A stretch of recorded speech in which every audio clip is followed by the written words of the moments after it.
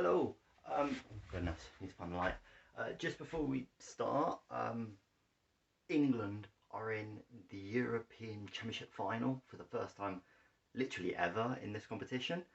So I kind of just want to put this before the video, just because so I can look back in 20 years and go, oh shit, this was this day. They're in it tomorrow. That makes sense. I don't know when this being recorded on July the 10th. So yeah, come on! Hello. The world is opening up again, I believe. It was meant to be the June 21st. Now it's July the 19th, but the world's opening up again, and I'm seeing loads of articles going around about reopening anxiety and all this rubbish. Effectively, what they're talking about there is like their own social anxieties and insecurities, and seeing as this is my forum for telling the world about all the things that I don't keep to myself but don't tell anyone else about, I'm just going to talk a little bit about my more social insecurities, not really what they are but why they manifest and how and what I need to look out for, that sort of thing, you know, some of the theory behind it, all that kind of jazz.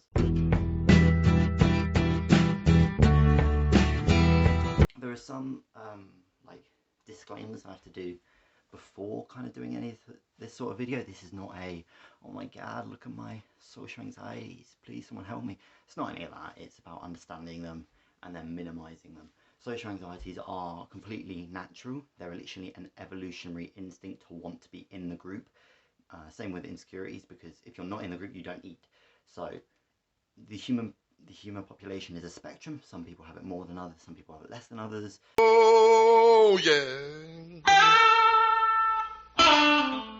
There's also some theory we have to go into with this sort of thing. Mainly it's based around social anxieties, for me at least, are based around kind of contradictions and conflicts in my own personality. So this really comes down to introversion versus extroversion. Introversion and extroversion can be defined in two ways, although they're going to be linked because obviously they're the same topic, but they're going to be defined in two ways that I know of, and that's really by two theorists. So that's Freud and Jung. So Freud kind of defined the two based upon emotion. So I'll blurt out some stereotypes. Extroverted people are going to be much more outgoing, they're going to be bubbly, they're going to be more energetic, they're going to be a little bit more manic, I don't know, but they're going to be a lot more chirpy. These sorts of things, these stereotypes of what an extrovert is. Introverted people are going to be much more mellow, they're going to be more somber, they're going to be more, not down to earth, but you know what I mean, like calm, and as a result they're going to prefer doing things which are calmer, which involve less people, because people are chaotic and uncertain, so they do things which by themselves, and extroverted people love that sort of thing. So, you know, the thinking on the feet sort of thing. So they go out and they do things in groups. So extroverted people are, according to Freud, more social, and introverted people more, I want to say reclusive, but that's just an extreme version of introversion. It's kind of like a hermit. And then Jung defined the two as according to how you interface with the world, how would you process information. So introverted people think through information in their head. That's how they process their ideas, and so when they actually speak, it's much more structured and clear in terms of what their thought is. Extroverted people kind of literally their thoughts come out X, so it's they speak their thoughts, which is something very clear on me, but you might see this in like music or art and that sort of thing, that the ideas have to come out of them. They can't hold them in their head, they don't get structured in their head. It's only when they start to process the ideas in reality and start to say them or sing them or whatever it is that they actually get to clearly structure what they are. I can hold my little. So I'm classic extroverted according to Jung, in the way that if I'm by myself and there's no one around me and I'm in a comfortable environment, my internal dialogue actually becomes like an external dialogue. I'm not speaking to myself or speaking to anyone.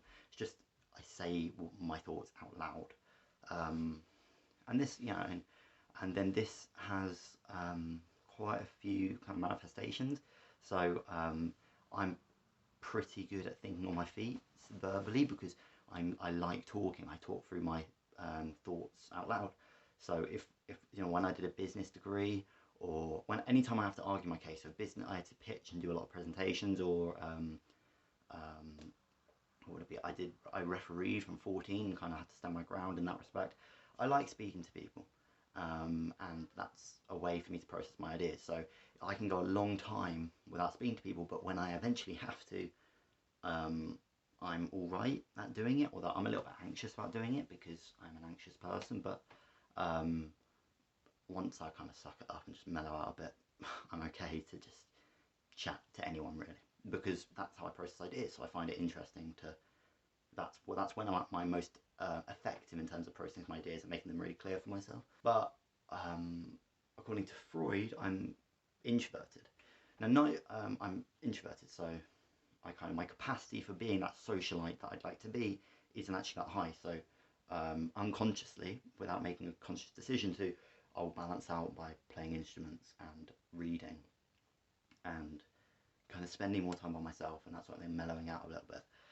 Neither of these two are 100%. As I say, human beings are a spectrum. I'm not, you know, if I'm not in an environment where I can externally say my thoughts, I do repress it. And so if I'm around other people, for example, I'll repress it and it will go into my head, but it's not quite as clear in terms of a way of thinking. It's not as effective for me.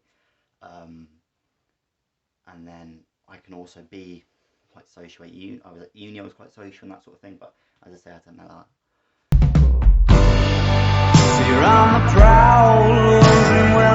So this this kind of manifests in a few ways. It causes a few problems for me in terms of just kind of having this knowledge. In terms of that, who I want to be is that very talkative socialite self, because I like speaking to people. My ideal of who I wish I was is very high. It's a very socialite level. But because I'm fairly introverted, according to Freud, my actual capacity to sustain that level of energy and activity isn't that high. And so, as I say, at uni, I know in Freshers Week, for example, I do 2 weeks, and then I'd spend of like going out and enjoying myself, and then I'd spend a week not consciously choosing to do it, but I'd spend a week choosing to do activities which are much more mellow, just allowing myself to balance out and that sort of thing. And that causes an insecurity thing, because the person I wish I was, I can never actually attain, because I don't have the capacity to actually live out that lifestyle long term. And so that makes me feel like I'm not always in the group. It makes me feel a bit insecure in terms of my relationships, because I'm not able, I don't have the capacity to be the person I wish I was. And then it also causes me some issues in terms of that I can become very comfortable sitting around playing instruments, reading in my own company. And so as a result, I've had times at uni where I've gone a week without speaking to anyone. But you're at uni and you kind of need to engage with people, because that's the whole point in uni. Do you know what I mean? Like that's equally as bad for me as going out and being that person and burning myself out very quickly, as it is to just never burn myself out at all and become very comfortable. And so, I don't know, having this sort of understanding in terms of myself is a bit useless, because at the end of the day, my personality is my personality. I'm 22 now, almost very close to being 22. So my personality isn't going to change too much. It's around 25, I believe it gets set in stone effectively. And so unless something massively happens, it's not going to change too much. And so it's full on good understanding this information, but I can't do much about it. A lot of this happens, ironically, talking about Freud, in your unconscious. I unconsciously choose to do internal activities or reclusive activities after I've burnt myself out, that sort of thing. It's only when my mind switches and wakes up and goes, no, you need to change something, which I actually changed something, but surely having that switch is your own unconscious waking you up again. Yeah, it's kind of useless, but at the same time, it's quite helpful going forwards. in terms of understanding that I need to constantly push myself to achieve that ideal of who I'd like to be, and also when I get into a and also but when I do burn myself out, I can balance out, and then when I don't, and then also warning myself not to stay too much like in a comfortable internal kind of thing. I'm saying internal as in inclusive in terms of by myself sort of thing. Yeah, so it really just helps to balance me out.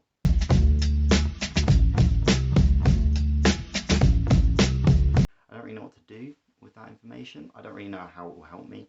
I guess it helps me with relationships and that sort of thing, in terms of I'm quite happy to kind of shut myself away if I feel like it's a lot of effort. I'm just happy to just sack it off because I know that will burn me out. But I have to kind of make an effort. I have to force myself to at least try and reach that ideal. Yeah. I appreciate I speak very quickly, so that might have gone very quickly. But I just thought that would be when I'm in 20 years or something, or future people that I know are looking back at this, that might help to explain why I am the way I am a little bit. Yeah. Cool. Right, see ya.